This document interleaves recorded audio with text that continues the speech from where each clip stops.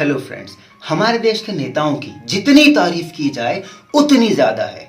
एक तरफ तो एमपी के सीएम शिवराज सिंह चौहान जनता से ये अपील करते हैं कि घर के बाहर मत निकलो, घर पर ही रहो, जब तक बहुत जरूरी ना हो तब तक बाहर मत निकलो और अगर बाहर निकलो तो मास्क जरूर लगाओ।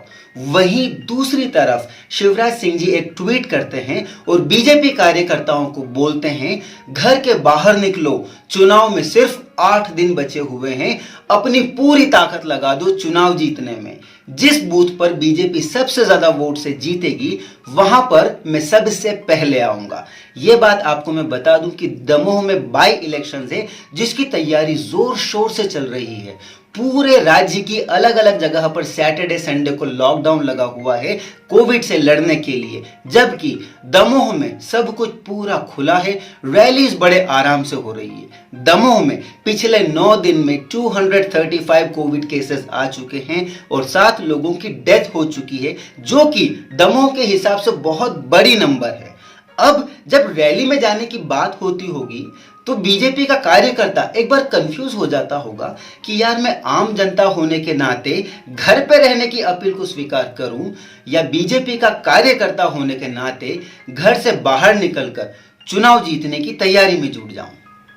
दोस्तों, एमपी में एक दिन में 4,986 कोविड पॉजिटिव केसेस आए हैं, वहीं 24 लोगों की डेथ हुई है। अब ये ऑब्वियस सी बात है कि ये ऑफिशियल डेटा है, एक्चुअल डेथ इससे ज्यादा होने के चांसेस बहुत ज्यादा है। एमपी में टोटल एक्टिव केसेस 32,000 से ज्यादा है। कई जगह पर ऑक्सीजन की भयंकर शॉर्टेज है, रेमडेसिविर इंजेक्शन की बहुत ज्यादा शॉर्टेज है, उसके लिए मारामारी लगी हुई है। लेकिन शिवराज सिंह चौहान साहब कार्यकर्ताओं से बोलते हैं, घर से बाहर निकलो, हमें चुनाव जीतना है। जाहिर सी बात है, यहां पर जनता की, लोगों की जिंदगी से ज्यादा कीमती है चुनाव जीतना। ऑक्सीजन और रेमडेसिविर की शॉर्टेज है, हॉस्पिटल्स में बेड्स नहीं मिल रहे हैं। कहीं ना कहीं ये भी सरकार की नाकामी दिखाता है, क्योंकि ये कोविड सिचुएशन को डेवलप हुए 1 साल से ज्यादा हो गया है, लेकिन हमारी सरकारें इंफ्रास्ट्रक्चर को डेवलप नहीं कर पाई। लेकिन मेरा एम किसी को ब्लेम करना नहीं है। मेरा सवाल सिर्फ एक है कि जब कोविड केसेस इतने ज्यादा बढ़ रहे हैं तब क्या हमारे चीफ मिनिस्टर साहब को यह स्टेटमेंट देना चाहिए कि घर से बाहर निकलो और चुनाव जीतने में लग जाओ।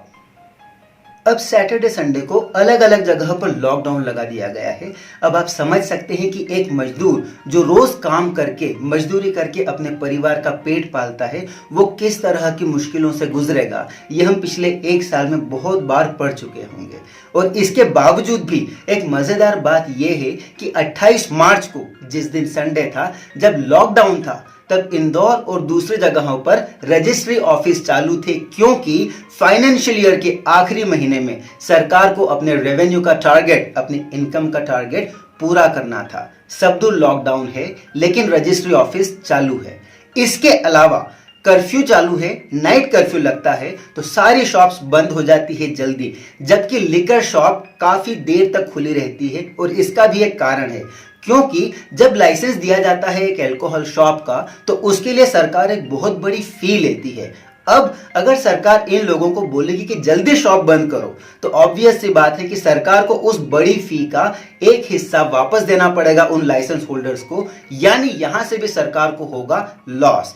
और ये मैं समझ सकता हूं कि सरकार इतने सारे लॉसेस सहन नहीं कर सकती, क्योंकि सरकार के भी अपने खर्चे होते हैं, उसको देश चलाना है, उसके लिए पैसा चाहिए, तो इनकम एक जरूरी हिस्सा है। लेकिन एक सवाल यह है कि जब सरकार अपने इनकम पर कॉम्प्रोमाइज नहीं कर सकती क्योंकि उनके खर्चे हैं, तो क्या आम इंसान के ऊपर यह बात अप्लाई नहीं होती?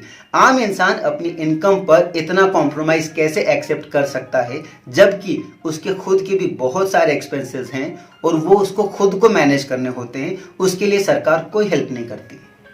तो फ्रेंड्स, लास्ट में मैं बस एक बात बोलना चाहूंगा कि अगर आपको लगता है कि जनता पर यह अत्याचार होना गलत है, जनता को चुनाव जीतने का सिर्फ एक साधन समझना यह गलत है, इस चीज में बदलाव होना चाहिए, तो please share this video with your friends, because together we can bring about a change.